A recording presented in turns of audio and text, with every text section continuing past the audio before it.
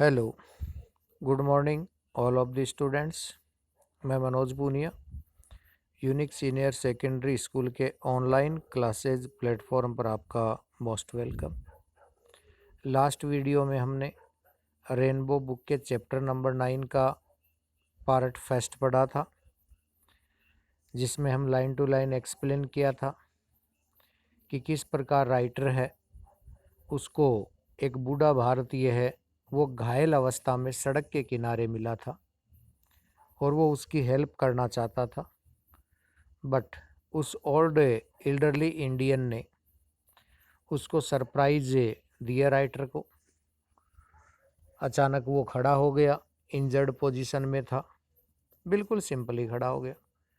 फिर उसने सोचा कि इतना बूढ़ा भारतीय, इसको शायद इंग्लिश नहीं आती होगी, तो उर्दू में जो टूटा फूटा थोड़ा बहुत नॉलेज था राइटर को, उसने पूछना चाहा।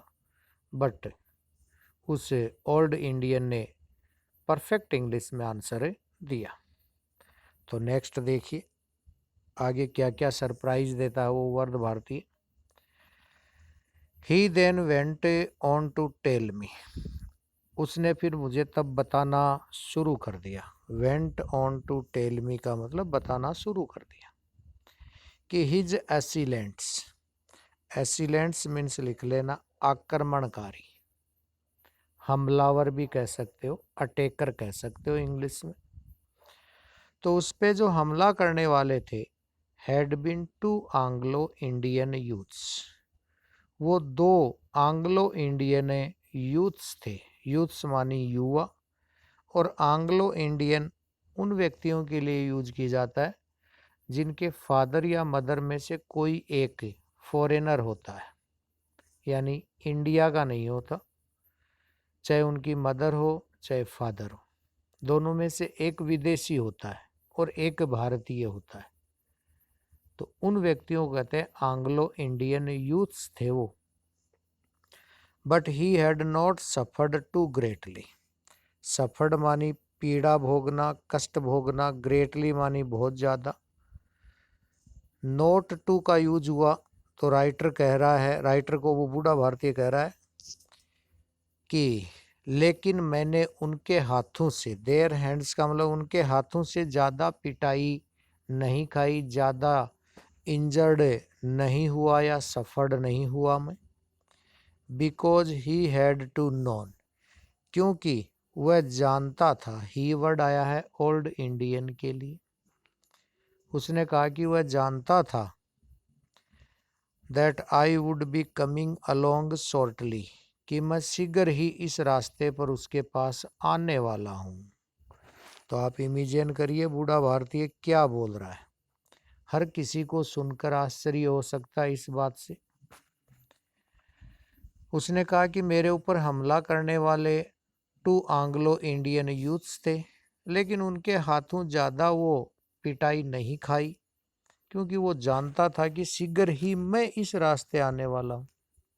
अब अजीब बात है, उसको कैसे पता कि मैं यहाँ आने वाला हूँ? तो ये राइटर के लिए थर्ड सरप्राइज था। एंड वुड स्टॉप, और वो ये भी जानता था कि मैं यहाँ रुकूंगा। And he had there for covered his face, इसलिए कहा कि उसने, कवर्ड मानी ढक लेना, फेस मानी चेहरा, विद हिज हैंड्स मानी अपने हाथों से मैंने अपना चेहरा ढक लिया। And pretend to be unconsciousness, pretend means लिख लेना बहाना बनाना, अनकॉन्शियस मानी बेहोशी होने का नाटक मैंने कर लिया या बहाना बना लिया। तो देखो अजीब बात है, राइटर को कह रहा है बूढ़ा भारतीय, अपनी कहानी बता रहा है कि मैं जानता था तू आने वाला है, यहाँ रुकेगा, इसलिए मैंने अपना चेहरा ढक लिया अपने हाथों से और बहाना या नाटक कर लिया अनकॉन्शियस होने का, बेहोश होने का। व्हेन आई आस्क्ड हिम, जब मैंने उनसे पूछा why the two youths had beaten him, कि उसे वो दो युवक क्यों पीट रहे थे। बिटन मीन्स पीटना, कि वो दो युवक उसे पीट क्यों रहे थे। He brushed my question aside. Brushed मानी टाल देना, असाइड मानी एक तरफ, और क्वेश्चन मानी पर्सन। तो उसने मेरे क्वेश्चन को एक तरफ से टाल दिया, यानी he did not give me my question answer. उसने मेरे प्रश्न का उत्तर नहीं दिया। So I didn't press that point. इसलिए मैंने भी इसके ऊपर ज़्यादा प्रेस नहीं किया। प्रेस मीन्स लिख लेना, दबाव डालना। पॉइंट मानी इस बिंदु पे। तो मैंने भी जोर नहीं दिया इस बात के कि तुम्हें उत्तर देना ही पड़ेगा। आई देन आस्क्ड हिम। तब मैंने उससे दूसरा क्वेश्चन किया कि हाउ ही हैड नोन, कि उसे कैसे पता था। हैड नोन का मतलब कैसे पता था, कैसे जानकारी थी कि I would come to his rescue. Rescue means लिख लेना बचाना, बचाव करना। कि तू कैसे जानता था कि मैं तुम्हें बचाने आऊंगा। बट द ओनली रिप्लाई, लेकिन केवल उसने ये उत्तर दिया, I got to this question watch. जो मुझे इस प्रश्न का उत्तर मिला वो ये था। और कितना अजीब एक स्ट्रेंज आंसर दिया उसने, देखो। Some things are known to all. कुछ चीजें हैं वो तो सब जानते हैं साहिब। साहिब कह रहा है ये उस अंग्रेज को जो सैनिक था। Other to only a few. और कुछ बातें हैं, दूसरी बातें वो कुछ ही लोग जानते हैं। Words to that effect. उसने ये प्रभावशाली शब्द बोले। वर्ड्स टू दैट इफेक्ट का मतलब ये इतने प्रभावी शब्द बोले कि कुछ चीजें हैं वो तो पूरी दुनिया जानती है साहिब, और दूसरी बातें हैं जो कुछ ही लोग जानते हैं। तो अजीब आंसर दिया, सीधा सीधा सटीक आंसर नहीं दे रहा है ओल्ड इंडियन राइटर को। तो यहाँ पर क्वेश्चन है ये बनते हैं, किस अवस्था में मिला था वो बूढ़ा भारतीय। इंजर्ड पोजीशन में मिला था। टू आंग्लो इंडियंस के हाथों वो बुरी तरह से क्यों नहीं पीटा। ये एक अच्छा शॉर्ट स्वीट क्वेश्चन बनता है कि ज़्यादा पिटाई क्यों नहीं खाई आंग्लो इंडियन के हाथों से। तो इसका सटीक आंसर है, उसने कहा मैं जानता था कि तुम शीघ्र ही इस रास्ते आने वाले हो और रुकोगे, इसलिए मैंने अपना चेहरा ढक लिया अपने हाथों से और बेहोश होने का नाटक या ड्रामा किया। नेक्स्ट देखिए, आई वो trying to work out a tactfully way. मैंने ट्राइंग मानी कोशिश करना, टैक्टफुली मानी चालाकी से। तो मैंने चालाकी से उससे पूछने का प्रयास किया कि how he came by his excellent knowledge of English. Excellent मानी श्रेष्ठ, नॉलेज मीन्स ज्ञान, कि उसे इंग्लिश का इतना श्रेष्ठ ज्ञान कैसे आया। तो मैंने चालाकीपूर्ण तरीके से उसे पूछना चाहा कि इतना अच्छा नॉलेज इंग्लिश का तुम्हें कहाँ से मिला। When he stopped me in my tracks, उसने मेरी बात को बीच रास्ते में काट दिया। ट्रैक्स मानी रास्ता, रिमार्किंग मानी ये कहते हुए बीच में ही मेरी बात को काट दिया और बोला, how the body is covered is of no importance. Covered मानी ढका हुआ, इम्पोर्टेंस मानी महत्वपूर्ण। शरीर किससे ढका हुआ है ये महत्वपूर्ण नहीं है। Compared with how the mind behave, तुलना करनी है तो इस बात से करो कि हाउ द माइंड बिहेव, कि आपका दिमाग किस प्रकार से व्यवहार करता है। तो देखिए कितना अजीब आंसर देता है वो, कि कितना अजीब आंसर दिया कि माइंड किस प्रकार बिहेव करता है ये महत्वपूर्ण है, आपका शरीर किससे ढका हुआ है ये महत्वपूर्ण नहीं है। नेक्स्ट पैराग्राफ देखिए, मोस्ट ऑफ हिज कन्वर्सेशन। हमारी अधिकतर जो कन्वर्सेशंस मीन्स लिख लेना बातचीत, तो हमारी ज़्यादातर जो बातचीत थी वॉज गोइंग ऑन, चलती रही, while I was giving him a lift in the truck. कब चलती रही? जब मैंने उसको अपने ट्रक में लिफ्ट दी। लिफ्ट का मतलब होता है one place to another place to take, एक स्थान से दूसरे स्थान पे हेल्प के रूप में किसी को पहुंचाना है, वो लिफ्ट कहता है। तो जब मैंने उसको अपने ट्रक में लिफ्ट दी थी, तो ट्रक चलाते चलाते बीच रास्ते में हमारी अधिकतर बातें होती रही। I had manage to get a straight answer, मैं चाहता था कि मुझे स्ट्रेट आंसर मिले, सीधे सीधे उत्तर मिले, आउट ऑफ हिम, उस व्यक्ति से। व्हेन आई आस्क्ड हिम, जब मैंने उनसे पूछा, where he was headed for, कि उसे आगे कहाँ जाना है, इसका सीधा उत्तर में दिया उसने।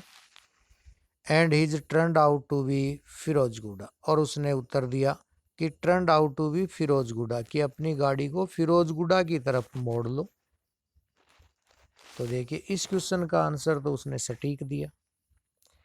विच was not far out of my way, जो मेरे रास्ते से ज़्यादा दूर नहीं था, यानी फिरोजगुड़ा जो कस्बा था वो कोई ज़्यादा दूर नहीं था, इसलिए आई हैड इनवाइटेड हिम, इसलिए मैंने उसे निमंत्रण दे दिया। इनवाइटेड मानी निमंत्रण दे दिया। To hop in travel in comparative comfort, कि तुलनात्मक रूप से आरामदायक यात्रा कर सके। एक्सपेंस मानी खर्चे पर, ऑफ द ब्रिटिश आर्मी मानी ब्रिटिश सेना के खर्चे पर मैं उसे आराम पूर्वक लिफ्ट दे सकता था, इसलिए मैंने उसको निमंत्रण दे दिया कि फिरोजगुड़ा तक मैं आपको छोड़ दूंगा। नेक्स्ट देखिए, we soon reached his destination, soon का अर्थ लिख लो शीघ्र ही, डेस्टिनेशन मानी मंजिल, तो हम शीघ्र ही अपनी मंजिल पे पहुंच गए। मंजिल कौन सी थी? फिरोजगुड़ा, क्योंकि उस ओल्ड इंडियन को कहाँ जाना था? फिरोजगुड़ा। तो हम शीघ्र ही अपनी मंजिल पर पहुंच गए। Whereupon he thanked me once again, जहां पर उसने एक बार फिर मुझे दिया धन्यवाद। वेयर अपॉन का मतलब वहां पहुंचने के बाद उसने मुझे थैंक्स कहा एक बार।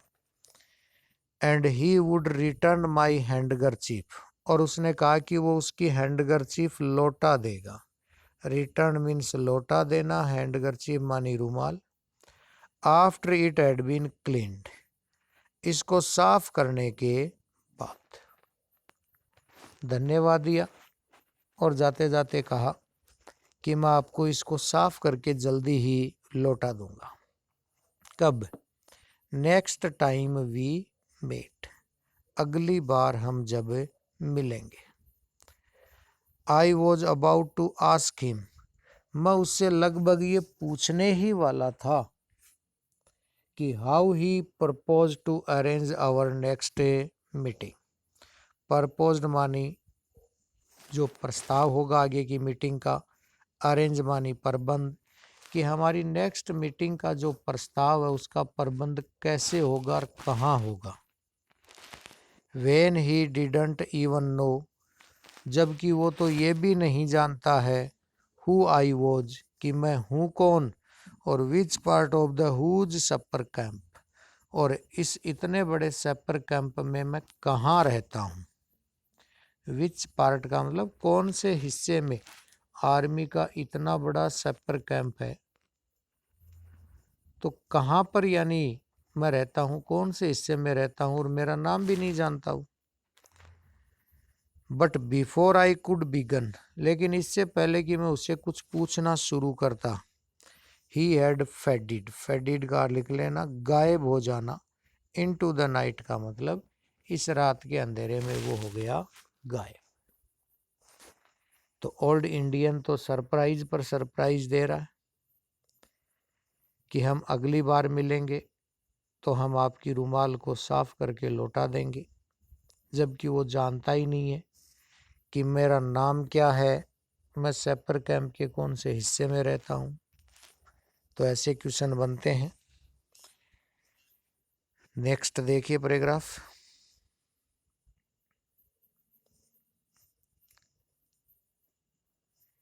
ए फ्यू वीक्स लेटर, इस घटना के कुछ सप्ताह बाद में, my posting came through to general headquarters, मेरी पोस्टिंग हो गई general headquarter at New Delhi. Headquarters का लिख लेना, सेना मुख्यालय पर मेरी पोस्टिंग के ऑर्डर आ गए इस घटना के कुछ समय बाद, कुछ सप्ताहों के बाद। And the night before I was due to leave, और मुझे जाना था उस रात के पहले, जैसे नेक्स्ट डे उसको जाना हो, और जस्ट उससे पहली नाइट को को इंसिडेंट हुआ। को इंसिडेंट मीन्स लिख लेना संयोगवंश, with the arrival of fresh supplies of Canadian canned beer at the camp।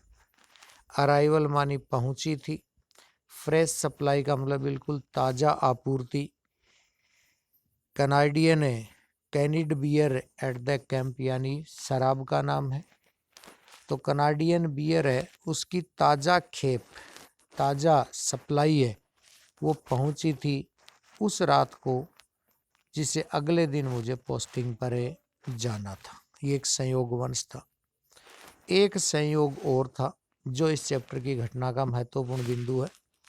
It also coincident, एक और संयोग है, with the visit to the camp of a remarkable troupe of Indian, एक विशेष भारतीयों का दल आया था भ्रमण करने के लिए इस कैंप में।